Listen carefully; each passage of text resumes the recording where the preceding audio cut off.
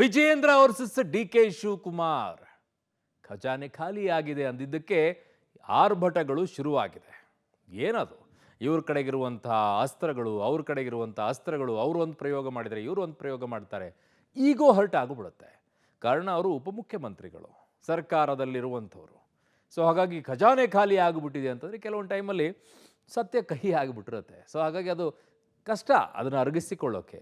ಆ ನಿಟ್ಟಿನಲ್ಲಿ ಆಕ್ರೋಶನ ಅಥವಾ ಬೇರೆ ಏನೇನಾದರೂ ಇದೆಯಾ? ಏನಾಗಿದೆ ವಿಜಯೇಂದ್ರ ಅವರು ಮತ್ತು ಡಿ.ಕೆ. ಶಿವಕುಮಾರ್ ನಡುವೆ ಈ ವಾಗ್ಯುದ್ಧ? ರಿಪೋರ್ಟನ್ನೇ ತೋರಿಸ್ತೀವಿ, ನೋಡ್ಬಿಡಿ. ಅವರಪ್ಪನ ಹೆಸರು ಕೆಡಿಸಿದ್ದೆ ವಿಜಯೇಂದ್ರ ಕಲೆಕ್ಷನ್ ಕಿಂಗ್, ಡಿ.ಕೆ.ಶಿ ಟಾಂಗ್. ರಾಜ್ಯದಲ್ಲಿ ಕಾಂಗ್ರೆಸ್ ಸರ್ಕಾರ ಅಧಿಕಾರಕ್ಕೆ ಬಂದ್ರೆ ಅವರ ಹೈಕಮಾಂಡ್ಗೆ ಎಟಿಎಂ ಆಗಿ ಪರಿವರ್ತನೆ ಆಗ್ತದೆ ಅಂತ ರಾಜ್ಯದಲ್ಲಿ ಇವತ್ತು ಲೂಟಿ ಮಾಡಿ ಖಜಾನೆನ ಖಾಲಿ ಮಾಡಿ ಕಾಂಗ್ರೆಸ್ ಹೈಕಮಾಂಡ್ಗೂ ಕೂಡ ತೃಪ್ತಿಪಡಿಸಿ ತಾವು ಅಧಿಕಾರದಲ್ಲಿ ಮುಂದುವರಿಬೇಕು.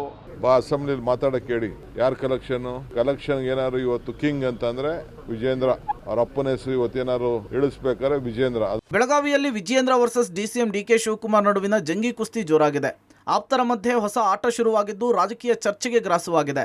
ಸರ್ಕಾರದ ಖಜಾನೆ ಖಾಲಿ ಎಂದ ವಿಜಯೇಂದ್ರ ಅವರಿಗೆ ಡಿ.ಕೆ.ಶಿ ಟಾಂಗ್ ಕೊಟ್ಟಿದ್ದು ಹಿಗ್ಗಾಮುಗ್ಗ ವಾಗ್ದಾಳಿ ನಡೆಸಿದ್ದಾರೆ. ಯಡಿಯೂರಪ್ಪ ಸಿಎಂ ಅವಧಿಯ ಆರೋಪವನ್ನು ಕೆದಕಿ ಈಗ ಕೌಂಟರ್ ಕೊಟ್ಟಿದ್ದಾರೆ.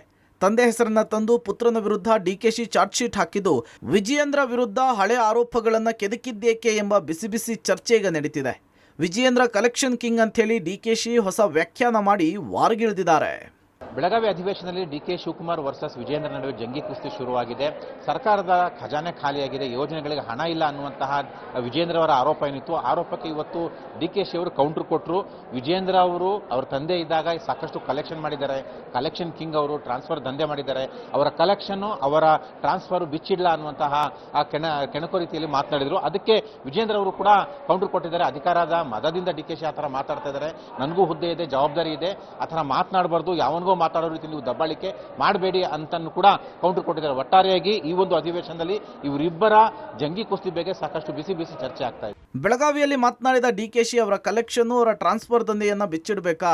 ಅವರಪ್ಪನ ಹೆಸರು ಹಾಳು ಮಾಡಿದ್ದೆ ವಿಜಯೇಂದ್ರನಿಗೆ ಅನುಭವ ಇಲ್ಲ, ಸದನಕ್ಕೆ ಬಂದು ಪ್ರಶ್ನೆ ಮಾಡಲಿ ಅಂತ ಹೇಳಿ ಡಿ.ಕೆ.ಶಿ ಸವಾಲ್ ಹಾಕಿದ್ದಾರೆ. ವಿಜಯೇಂದ್ರಗೆ ಅನುಭವ ಇಲ್ಲ. ಖಜಾನೆ ಯಾವ ಖಜಾನೆ ಖಾಲಿಯಾಗಿದೆ? ಅಸೆಂಬ್ಲಿಲಿ ಮಾತಾಡಕ್ಕೆ ಹೇಳಿ, ಎಲ್ಲ ತಪ್ಪಿಸ್ಕೊಂಡೆಲ್ಲ ಹೋಗಿ ಎಲ್ಲ ಇರೋದಲ್ಲ, ಬಂದಿಲ್ಲಿ ಮಾತಾಡ್ಲಿ ಅಸೆಂಬ್ಲಿಲಿ. ಯಾರು ಕಲೆಕ್ಷನ್ ಏನಾದ್ರು ಇವತ್ತು ಕಿಂಗ್ ಅಂತಂದ್ರೆ ವಿಜಯೇಂದ್ರ.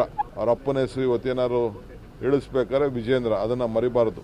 ಅಂದಹಾಗೆ ಇದಕ್ಕೂ ಮುನ್ನ ಕಾಂಗ್ರೆಸ್ ಹೈಕಮಾಂಡ್ಗೆ ಕಪ್ಪ ಕಾಣಿಕೆ ವಿಚಾರವಾಗಿ ವಿಜಯೇಂದ್ರ ಗಂಭೀರ ಆರೋಪ ಮಾಡಿದ್ರು. ಬೆಳಗಾವಿಯಲ್ಲಿ ಮಾತನಾಡಿದ ವಿಜಯೇಂದ್ರ, ಕಾಂಗ್ರೆಸ್ ಸರ್ಕಾರ ಅಧಿಕಾರಕ್ಕೆ ಬಂದಾಗಿನಿಂದ ಭ್ರಷ್ಟಾಚಾರ ನಡೀತಾ ಇದೆ, ಭ್ರಷ್ಟಾಚಾರದಿಂದಲೇ ಕಾಂಗ್ರೆಸ್ ಹೈಕಮಾಂಡ್ಗೆ ಹಣ ಸಂದಾಯವಾಗ್ತಿದೆ, ರಾಜ್ಯದ ಖಜಾನೆ ಖಾಲಿ ಮಾಡಿ ಹೈಕಮಾಂಡ್ ತೃಪ್ತಿಪಡಿಸುವ ಕೆಲಸ ಕಾಂಗ್ರೆಸ್ ಕಡೆಯಿಂದ ಆಗ್ತಾ ಇದೆ ಅಂತೇಳಿ ವಿಜಯೇಂದ್ರ ಗಂಭೀರವಾಗಿ ಆರೋಪಿಸಿದ್ರು. ಇನ್ನು ವಿಪಕ್ಷ ನಾಯಕ ಆರ್ ಅಶೋಕ್ ಕೂಡ ಟಾಂಗ್ ಕೊಟ್ಟಿದ್ರು. ರಾಹುಲ್ ಗಾಂಧಿ ಈ ಹಿಂದೆ ಗೃಹಲಕ್ಷ್ಮಿಯರಿಗೆ ತಿಂಗಳಿಗೆ ಕಟಾಕಟ್ ಹಣ ಬರುತ್ತೆ ಅಂತ ಹೇಳಿದ್ರು. ಏನಾಯ್ತು? ಎಲ್ಲಿ ನೋಡಿದ್ರು ಕೂಡ ಬರೀ ಲೂಟಿ, ಖಾಲಿ ಆಗಿಲ್ಲ ಅಂದ್ರೆ 5,000 ಕೋಟಿ ಹಣ ಎಲ್ಲಿ ಹೋಯ್ತು ಅಂಥೇಳಿ ತಿರುಗೇಟನ್ನು ಕೊಟ್ಟರು. ಕಾಂಗ್ರೆಸ್ ಸರ್ಕಾರ ರಾಜ್ಯದಲ್ಲಿ ಅಸ್ತಿತ್ವ ಬಂದಾಗಿನಿಂದ ಭ್ರಷ್ಟಾಚಾರದ ಮುಖೇನ ಕಾಂಗ್ರೆಸ್ ಪಕ್ಷದ ಹೈಕಮಾಂಡ್ಗೆ ಹಣ ಸಂದಾಯ ಮಾಡುವಂಥದ್ದು ನಾವು ಹಿಂದಿನಿಂದ ಕೂಡ ಹೇಳ್ಕೊಂಡು ಬಂದಾಯ್ತು. ರಾಜ್ಯದಲ್ಲಿ ಕಾಂಗ್ರೆಸ್ ಸರ್ಕಾರ ಅಧಿಕಾರಕ್ಕೆ ಬಂದ್ರೆ ಅವರ ಹೈಕಮಾಂಡ್ಗೆ ಎಟಿಎಂ ಆಗಿ ಪರಿವರ್ತನೆ ಆಗ್ತದೆ ಅಂತೇಳಿ ರಾಜ್ಯದಲ್ಲಿ ಇವತ್ತು ಲೂಟಿ ಮಾಡಿ ಖಜಾನೆನ ಖಾಲಿ ಮಾಡಿ ಕಾಂಗ್ರೆಸ್ ಹೈಕಮಾಂಡ್ಗೂ ಕೂಡ ತೃಪ್ತಿಪಡಿಸಿ ತಾವು ಅಧಿಕಾರದಲ್ಲಿ ಮುಂದುವರಿಬೇಕು. ಜನಗಳಿಗೆ ಮೋಸ ಮಾಡ್ತಾ ಇದ್ದಾರೆ. ಗೃಹಲಕ್ಷ್ಮಿ 2,000 ರೂಪಾಯಿ ಏನು ಕೊಡಬೇಕಾಗಿತ್ತು, ಪಟಾಪಟ್ ಅಂತ 5,000 ಕೋಟಿ ಲೂಟಿ ಹೊಡೆದ್ಬಿಟ್ಟು ಸುಮಾರು 1,26,00,000 ಮನೆಗಳಿಗೆ ತಲುಪಬೇಕಾಯ್ತು, ಅಷ್ಟು ಜನಕ್ಕೆ ತಲುಪಬೇಕಾಗಿತ್ತು. ಪ್ರತಿ ತಿಂಗಳು ಕೂಡ 2,800 ಕೋಟಿ ಅಷ್ಟು ಹಣ ಕೊಡಬೇಕಾಗಿತ್ತು. ಮೋಸ ಮಾಡಿದ್ದಾರೆ. ಸರ್ಕಾರದ ವಿರುದ್ಧ ವಿಪಕ್ಷಗಳು ಭ್ರಷ್ಟಾಚಾರದ ಆರೋಪವನ್ನು ಮಾಡ್ತಿದ್ದಾರೆ. ಹೈಕಮಾಂಡ್ಗೆ ಕಪ್ಪ ಕೊಡುವ ಕೆಲಸವನ್ನ ಸರ್ಕಾರ ಪರವಾಗಿ ಸಿಎಂ ಡಿ.ಸಿ.ಎಂ ಆದಂತೆ ಎಲ್ಲರೂ ಮಾಡ್ತಾ ಇದ್ದಾರೆ ಅನ್ನುವಂಥ ಆರೋಪವನ್ನ ವಿಜಯೇಂದ್ರ ಅವರು ಮಾಡಿದ್ರೆ, ಮತ್ತೊಂದು ಕಡೆ ಟಕಾಟಕ್ ಅಂತ ಹಣ ಹಾಕ್ತೀವಿ ಅಂತ ಹೇಳಿದಂಥವ್ರು ಗೃಹಲಕ್ಷ್ಮಿಯ ಹಣವನ್ನೇ ಹಾಕಿಲ್ಲ, ಎಲ್ಲವನ್ನೂ ಕೂಡ ಕೋಟಿ ಲೂಟಿ ಮಾಡ್ತಾ ಇದ್ದಾರೆ ಅನ್ನುವಂಥ ಆರೋಪವನ್ನ ವಿಪಕ್ಷ ನಾಯಕರಾಗಿರ್ತಕ್ಕಂಥ ಆರ್ ಅಶೋಕ್ ಅವರು ಕೂಡ ಮಾಡಿರುವಂಥದ್ದು. ಯಾರಿಗೋ ಬೆದರಿಕೆ ಹಾಕುವಂತೆ ನನಗೆ ಹಾಕೋದಕ್ಕೆ ಬರಬೇಡಿ. ಡಿ.ಕೆ. ಶಿವಕುಮಾರ್ಗೆ ವಿಜಯೇಂದ್ರ ತಿರುಗೇಟು. ಡಿ.ಕೆ.ಶಿಗೆ ತಿರುಗೇಟು ಕೊಟ್ಟ ವಿಜಯೇಂದ್ರ ಡಿ.ಕೆ.ಶಿಗಿರುವ ಅಧಿಕಾರದ ಮದ ಮಾತನಾಡಿಸಿದೆ. ಡಿ.ಕೆ.ಶಿ ಭ್ರಷ್ಟಾಚಾರದ ಪಿತಾಮಹ, ಪಕ್ಷದವರೇ ಹೇಳ್ತಾರೆ. ಡಿ.ಕೆ.ಶಿ ಯಾವ ಪುರುಷಾರ್ಥಕ್ಕೆ ಹೀಗೆಲ್ಲ ಮಾತನಾಡ್ತಾರೆ? ಯಾರಿಗೋ ಬೆದರಿಕೆ ಹಾಕುವಂತೆ ನನಗೆ ಹಾಕಲು ಬರಬೇಡಿ. ಡಿ.ಕೆ.ಶಿ ತಾಕತ್ತಿದ್ರೆ ಸದನಕ್ಕೆ ಬಂದು ಉತ್ತರ ಕೊಡ್ಲಿ ಅಂತ ಹೇಳಿ ಸವಾಲ್ ಹಾಕಿದ್ದಾರೆ.